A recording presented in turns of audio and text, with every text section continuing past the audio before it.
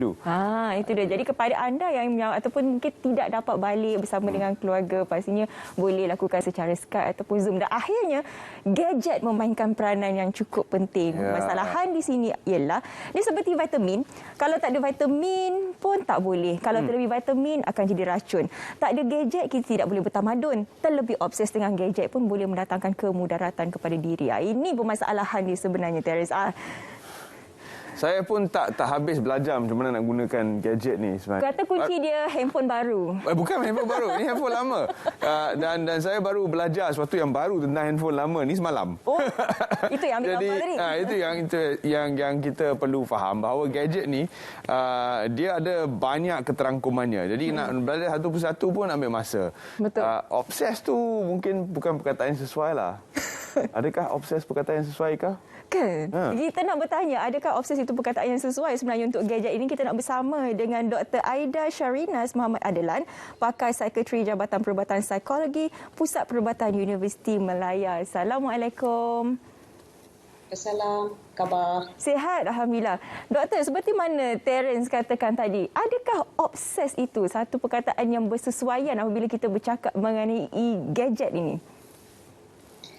Boleh juga kita gunakan sebab maksud obses tu macam taksub kan, apabila sesuatu perkara tu berada dalam fikiran dan menghantui fikiran seseorang. Jadi apabila kita obses tu, kita tak dapat mendatangkan perasaan yang tak selesa kalau kita tak dapat pegang gadget tu. Jadi kalau berenggang dengan gadget ni tak boleh lah. Dia tak keruan. Itu mengatakan bahawa kita obses. Ada tanda-tanda fizikal ataupun tanda-tanda yang nyata yang boleh menunjukkan kepada kita bahawasanya kita itu sebenarnya obses? Antara tanda-tanda fizikal macam apabila kita tak dapat gadget tu, kita mula rasa cemas, kita rasa gelisah dan kita rasa mencari-cari. Dan apabila berpanjangan nanti mula kita rasa macam susah hati dan menjerumus kepada depression. Wow. Bila kat depression, bila kita bercakap mengenai obses dan juga bagaimana cara untuk kita mengawal, tapi kita perlu tahu permasalahannya terlebih dahulu. Bagaimana sebenarnya obses ini boleh terjadi? Doktor. Okey, kalau kita melihat kepada teori dopamin, dopamin ni adalah sebuah bahan kimia neurotransmitter dalam otak. Dia bertindak untuk mengawal pusat keseronokan dan ganjaran. Jadi apabila seseorang itu melakukan aktiviti yang seronok, contohnya macam kalau kita main bola kan, mesti kita gol. Jadi aktiviti itu mendatangkan keseronokan sebab kita berjaya gol. Jadi dopamin akan tinggi dalam otak. Jadi perasaan seronok ini best lah. Tapi ada juga cara-cara lain untuk meningkatkan dopamin, contohnya aktiviti tak sihat macam penggunaan dadah, alkohol dan merokok. Dan apabila ini terjadi, sistem dopamin tu dia akan down regulate. Jadi stimulasi yang sama dah tak berjaya untuk puaskan kita punya reseptor di otak tu. Jadi kita perlukan lebih dan lebih dan lebih lagi untuk capai kepuasan yang sama. Jadi penggunaan gadget pun saya dapat kaitkan proses yang samalah. Apabila kita dah biasa guna gadget dan kita rasa seronok, kita memerlukan lebih dan lebih lama lagi screen time untuk rasa keseronokan tu. Jadi dalam dunia sekarang ini, walau bagaimanapun, kita tidak boleh lari daripada menggunakan gadget. Sekarang ni pun kita tengah berhubung menggunakan gadget lah juga. Jadi bagaimana untuk kita meletakkan batasan di antara obses ataupun taksub dengan gadget dan keperluan menggunakan gadget itu?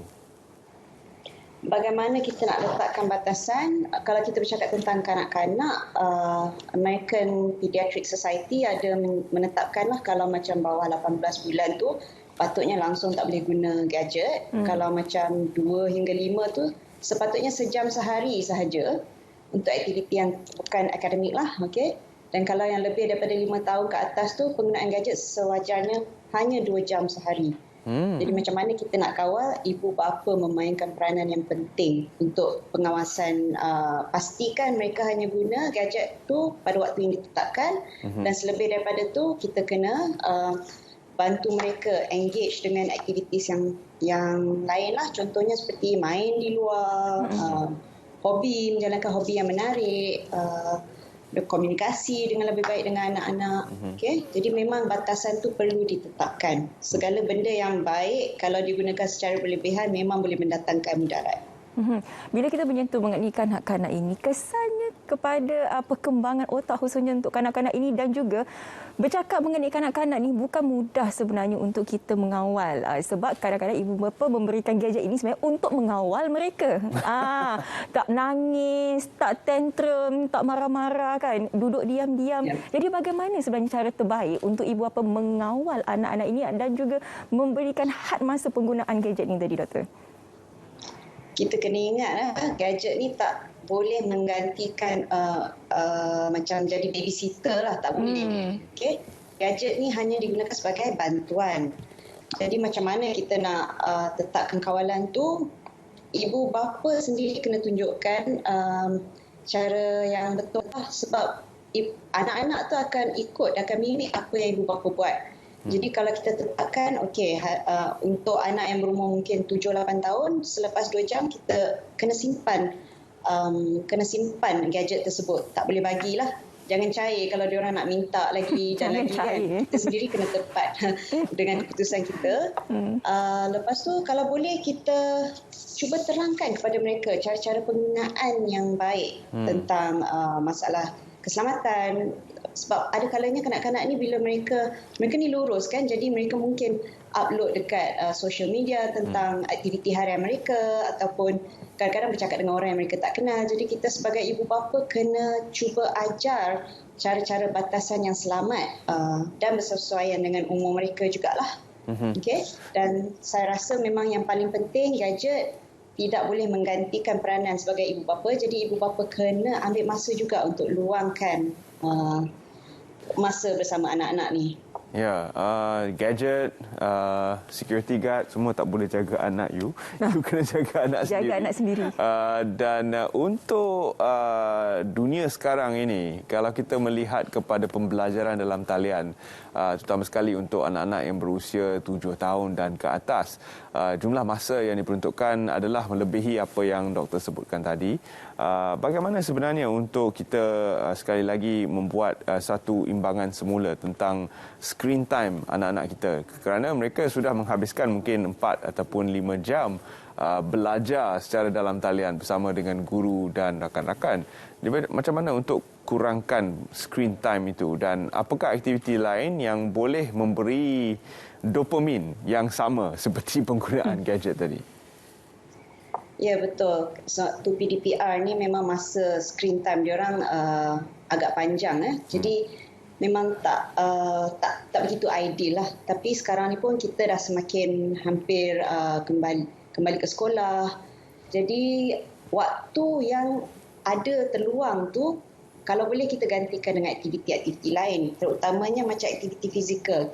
Lumrah anak-anak tu adalah sebenarnya bermain, berlari, melompat, dan aktiviti-aktiviti sebegini dapat menghasilkan dopamin yang dikeluarkan sama macam kalau kita bermain gadget.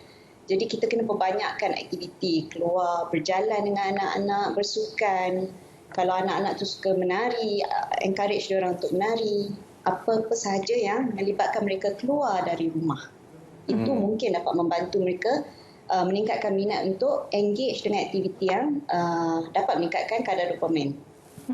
Itu tadi kalau kita menyentuh mengenai kanak-kanak, tapi sebenarnya mereka ataupun kategori kumpulan yang paling terkesan dengan gadget ni sebenarnya ialah belia ataupun remaja. Dia umpama kalau tak ada gadget, tak ada handphone, tak ada internet, gelaplah dunia ini. Dia tak boleh. Jadi macam mana doktor melihat bahawa kalau kita tengok dalam carta ataupun piramid Maslow tu, gadget nombor 1 lah. Gadget nombor 1. Itu kepentingan paling utama bagi remaja sekarang, doktor. Saya rasa ni memang ibu bapa kena mainkan peranan lah. Ya. Kita kena tetapkan balik prioriti ataupun ketetapan. Kita kena ajar anak-anak ni yang gadget ni hanyalah sebagai bantuan. It's an additional tool sahaja. Bukan kehidupan alam yang betul lah. Ini alam maya banyaknya kan. Jadi kita kena mungkin mencadangkan mereka lebih berinteraksi dengan ahli keluarga, dan ibu bapa memainkan peranan penting dalam hal ini.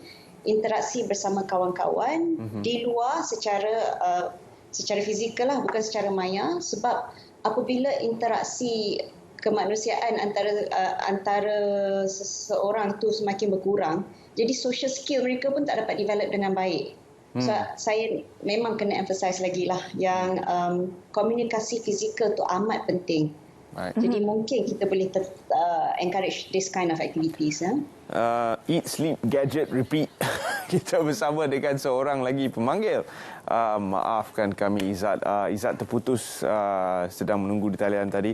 Kalau Izzat boleh berhubung semula dengan kami, silakan Izzat hubungi kami di talian tertera di skrin anda dan mungkin boleh tinggalkan saja komen yang ingin disampaikan kepada doktor.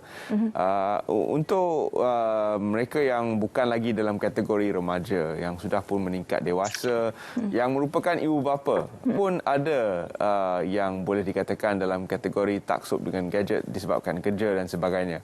Bagaimana untuk disengage sebenarnya, doktor? Bagaimana untuk kita berhenti menggunakan gadget kita, letak dekat tepi dan tumpukan perhatian kepada persekitaran fizikal kita? Ya. Ini memerlukan kawalan dalam diri sendiri ya, dan kita kena ingat macam saya katakan tadi, semua benda yang baik kalau digunakan berlebihan dia boleh mendatangkan mudarat. Contoh macam gula lah, gula dalam air sikit rasa sedap, lebih sangat akan mendatangkan kencing manis. Jadi kita sendiri kena tetapkan, kalau kita sebagai ibu bapa buat undang-undang, kalau nak di rumah waktu makan tu memang langsung tak ada siapa boleh pegang telefon, jadi kita pun kena buat gitulah, jangan kita suruh anak-anak tapi kita sendiri memegang handphone. Jadi cara tu tak berkesan. Jadi kita harus wajib tetapkan kontrol ke atas diri sendirilah, tetapkan masa yang berpatutan. Kita berbalik kepada persoalan di awal kita punya slot ini tadi. Macam Terence kata, tanda-tanda. Sebab kadang-kadang ada orang tu dia tidak sedar pun dia mengalami ketaksupan dengan gadget ini. Kalau anak-anak ni tadi kita boleh nampak lah 24 jam dengan handphone. Bila kita ambil tu menangis, meronta, kan, tantrum keluar. Tapi untuk yang dah dewasa ini, penafian itu pasti akan berlaku. Mana ada? Saya tak ada obses pun dengan gadget, doktor. Pada saya, ciri-ciri utama adalah bila kelakuan mereka tu dah mula mengganggu fungsi mereka sebagai manusia lah. Contohnya kalau macam seorang pekerja kan, bila dia di tempat kerja, dia taksub dengan gadget, tengok benda-benda yang tak relevan dengan kerja, itu adalah salah satu tanda dia obses dengan gadget. Mungkin kita sendiri tak sedar, tapi orang di persekitaran mungkin dapat melihat atau pick up all these warning signs lah. Mungkin lebih cepat marah atas benda-benda yang kecil, atau menyendiri mungkin sebab terkesan dengan komen-komen di social media. Jadi ini tanda-tanda yang boleh kita tengok lah, ada perubahan dari sikap seseorang itu dan ia mula mengganggu kefungsian dia sebagai manusia. Baik, Izzat yang sebentar tadi telah terputus telah dapat menghubungi kita semula. Kita bersama dengan Izzat. Hello Izzat. Izzat. Nampaknya kita yang sedang cuba call dia ke macam mana? Terima kasih Izzat. Lain kali mungkin kita boleh dapatkan komen Izzat sahaja tanpa mendapat Izzat di talian. Tetapi untuk ibu bapa yang mungkin sedang merancang untuk membeli gadget baru, memang setiap tahun, bukan tahun lah, 3 bulan sekali pun dah keluar gadget baru. Betul. Apakah kriteria-kriteria yang boleh kita fikirkan sebelum membuat pembelian tersebut, doktor? Saya rasa fungsi parental control terhadap gadget tu adalah sesuatu yang berkesan. Sebab saya sendiri melekatkan kepada penggunaan gadget anak saya, parental control, dan certain program, contohnya YouTube, dia ada YouTube Kids. Okay? Jadi kita sebagai ibu bapa boleh memastikan fungsi ini ada, parental control. Okay? Dan kalau boleh, kita boleh pantau dengan baiklah. Maksudnya, contohnya macam akaun social media kanak-kanak tu, kalau boleh ibu bapa sendiri pantau melalui penggunaan akaunnya. Okey, bila kita bercakap dengan dewasa ini, kita ada satu sifat di mana kita nak termasuk dalam kategori majoriti, tidak mahu tertinggal. Begitulah disebabkan oleh gadget macam Terence kata, nanti kalau bila keluar yang baru kita pun nak beli, sebab kalau tak beli, contoh macam saya pakai yang lama, Allah, Syafiqah ni, rasa rendah diri dekat situ. Macam mana doktor melihat bahawa orang ini dia nak ataupun obses pada gadget disebabkan dia tidak mahu tertinggal ataupun tidak mahu lain daripada orang lain? Ya, ini yang kita panggil FOMO, yang fear of missing out tu.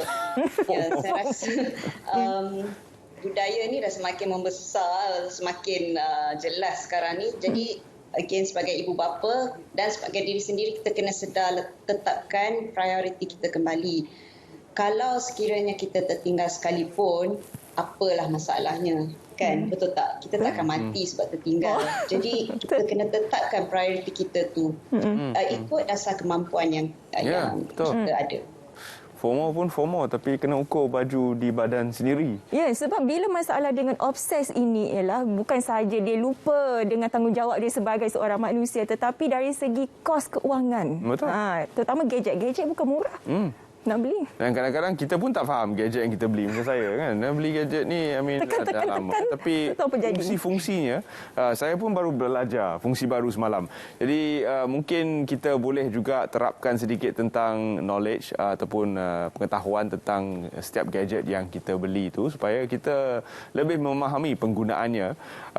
Dan kepada golongan yang mungkin mempunyai kekurangan dari segi keuangan untuk sentiasa membeli gadget, apakah nasihat doktor kepada mereka supaya tidak merasa rendah diri seperti yang Syafiqah katakan tadi?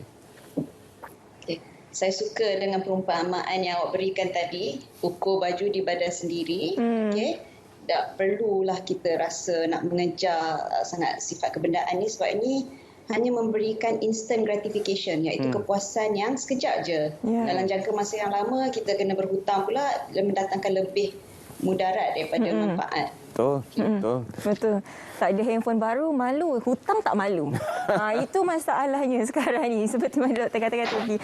Terima kasih Dr. Aida Sharina Muhammad Adlan, pakar psikiatri Jabatan Perubatan Psikologi Pusat Perubatan Universiti Malaya, kerana sudi berkongsi dengan kita mengenai cara untuk kita mengawal obses gadget ini tadi. Ya, dan kita akan berehat seketika.